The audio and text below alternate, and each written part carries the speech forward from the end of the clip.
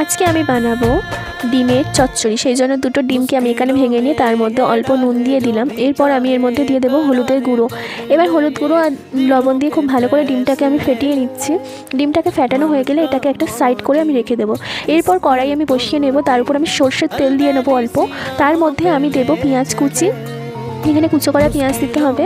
এরপর আমি দেবো আদা রসুন বাটা দিয়ে ভালো করে আমি এটাকে মিশিয়ে নেব। যখন ভাজা হয়ে আসবে তখন উপর থেকে টমেটো কুচি আর কাঁচা লঙ্কা দিয়ে দেবো। একটু তোমরা বেশি করে কাঁচা লঙ্কা দেবে, কারণ এই তরকারিটা একটু ঝাল ঝাল খেতে খুব ভালো লাগে। এরপর আমি এর মধ্যে গরম মশলা আর জিরে গুঁড়ো দিয়ে দিচ্ছি, দিয়ে ভালো করে মশলাটাকে মিশিয়ে নেব আর স্বাদ মতো নুন উপর দিয়ে ছড়িয়ে দেবো।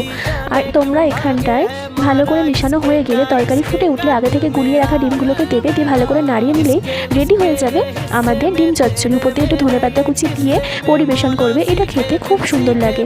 এরকম ধরনের আরও রেসিপি দেখার জন্য চ্যানেলটাকে সাবস্ক্রাইব করে রেখো।